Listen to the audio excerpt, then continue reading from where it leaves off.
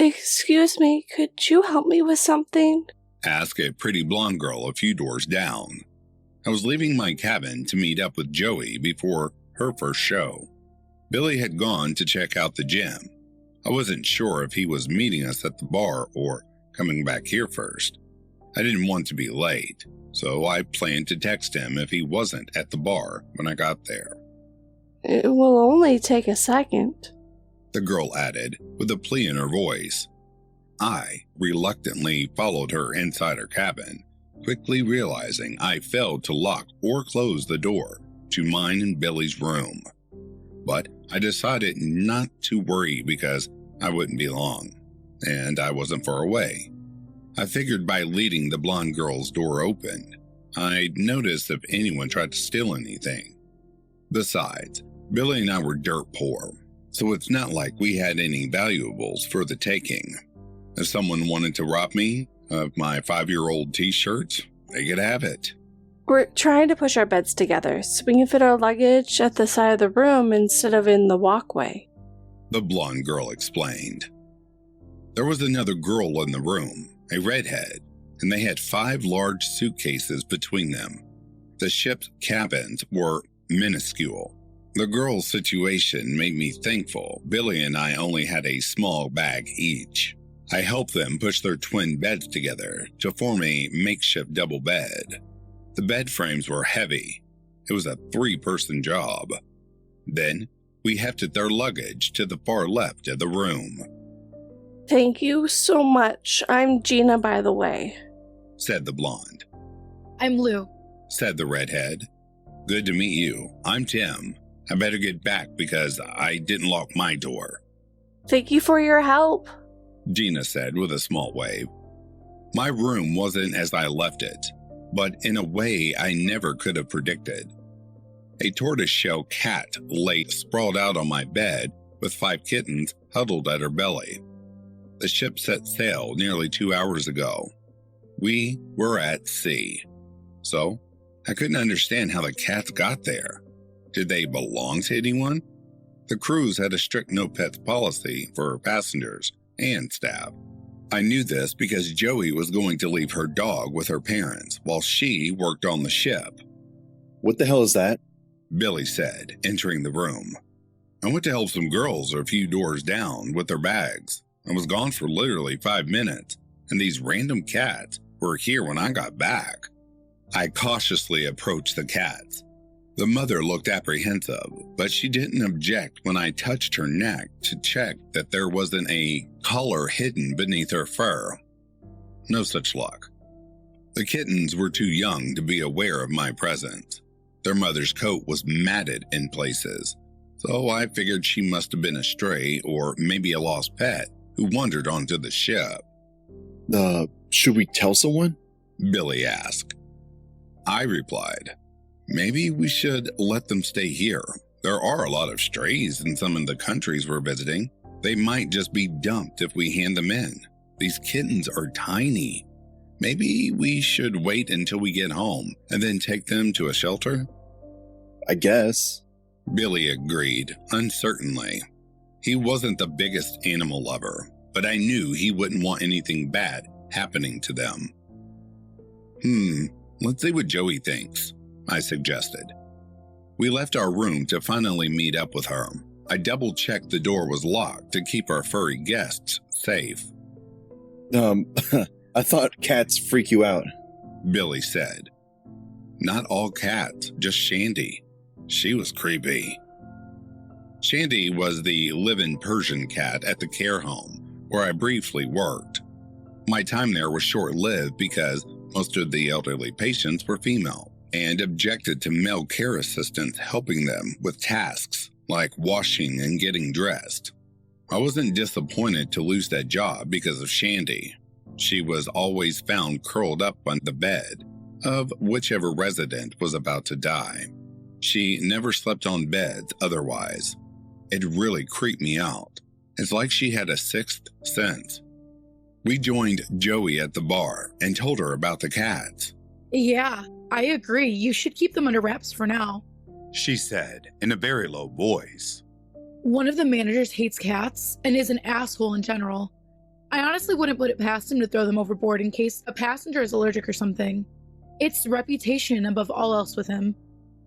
I said, I'll buy another bag at one of the stops so we can get off the ship without anyone noticing. I won't do the zip up all the way, obviously. There's a good animal shelter down the road from me. Joey left to get ready for her performance. She worked as a singer on the ship. We were cousins, so I benefited from her generous staff discount for the family. I couldn't have afforded a holiday otherwise. We watched her set while we ate dinner. Her voice was even better than I remembered. I hid some of my fish in a napkin for the adult cat. The kittens were okay for food because they had their mother's milk. I kept feeding the mother leftovers until we made our first stop 3 days later. Make sure you get back here on time. The ship waits for no one. Joey warned me. Billy's the one who's late for everything, I reminded her. Billy laughed, but denied nothing. I bought plenty of cat food from a local supermarket. I also purchased a black pet carrier. It resembled a normal carry-on bag, but had mesh at the sides so the cats could breathe. I hoped we could conceal the bag with our bodies and get the cats off the ship unnoticed when it came time to go home. If they meowed or made a noise, I'd just leg it. What could the manager do at the very end of the cruise when everyone's leaving? Joey named the mother Torty. We didn't name the kittens because we wouldn't be keeping them. I made sure our door was locked every time we left the boat. We kept the sign declining housekeeping permanently hanging on our door. We were able to leave the boat almost every day after the first stop. We experienced excursions I'll remember for the rest of my life. My favorites were snorkeling and cage diving with sharks.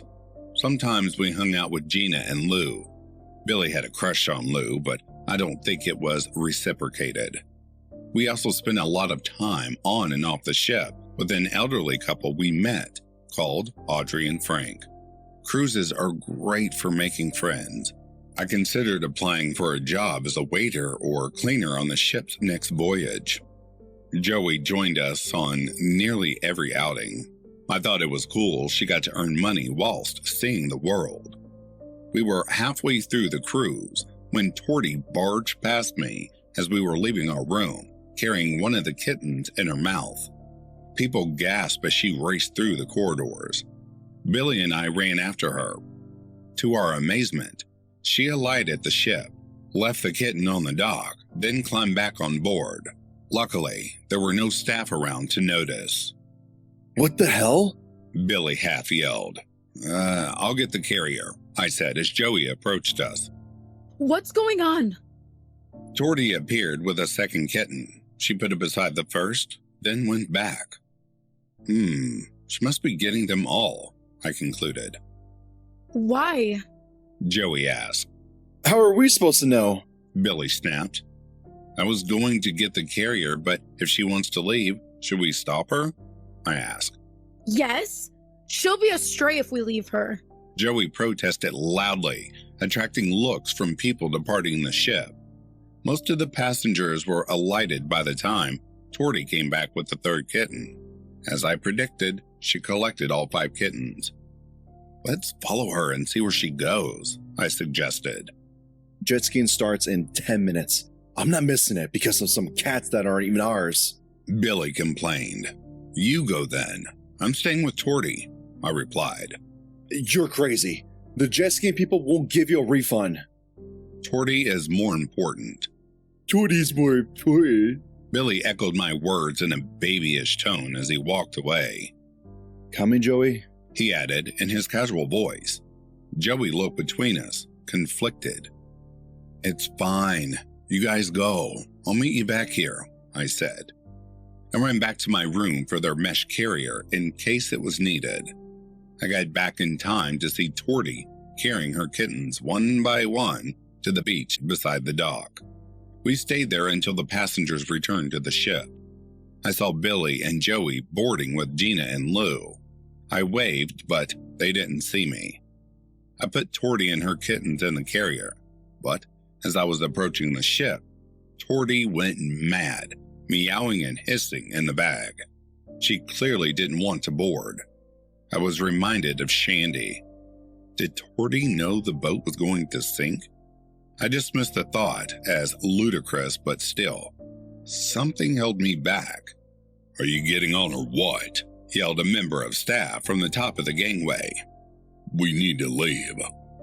I'll just meet you at the next port," I called out.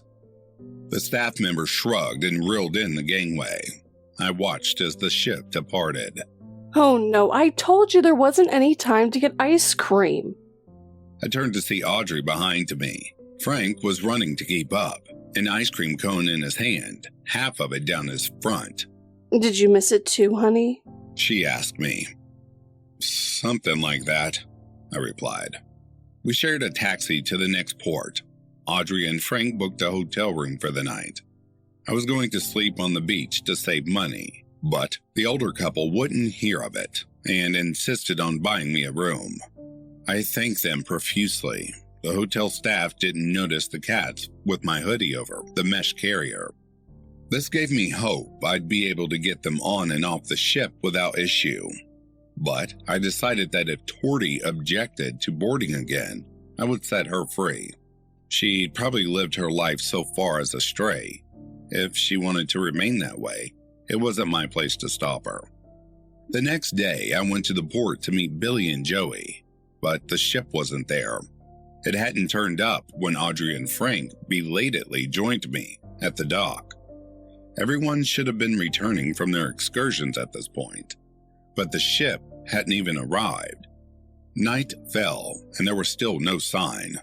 I tried phoning Billy and Joey repeatedly, but the calls wouldn't connect, like there was no service. Text and WhatsApp messages remained undelivered. We grew increasingly worried. Frank suggested going to the nearest embassy for help. The staff there made some calls and informed us the Coast Guard had lost contact with our ship. Search and rescue teams went out by air and water, but returned without news. The ship hadn't sent out an SOS and its black box was undetectable. Over the following weeks, an underwater search was carried out, but there was no trace of the ship or its passengers.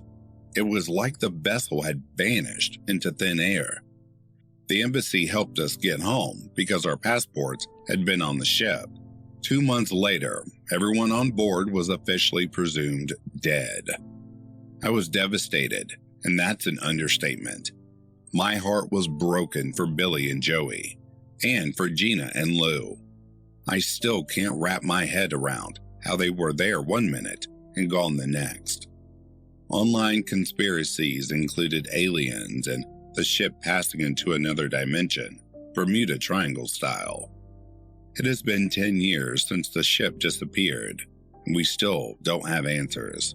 Frank marveled at the ice cream craving that saved his life and Audrey's. Torty saved mine, which is far more remarkable. I ended up keeping Torty. She died of old age last month, but I've still got all 5 kittens. I couldn't bring myself to take them to the shelter. Everything I have today, my wife, my kids, every moment of what life has to offer, I owe it all to Torty.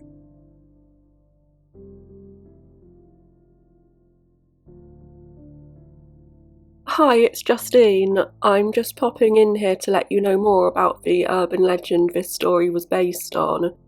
There's a rumour that there was a cat on the Titanic, but she carried her kittens off the ship before it left for New York, and in the process saved the passenger who was looking after her. I believe the cat's name was Jenny and the man was Jim. If you ever want to know more about the legends that the stories in this series are based on, that information will always be in the description. Anyway, thank you for listening, and I will catch you in the next one.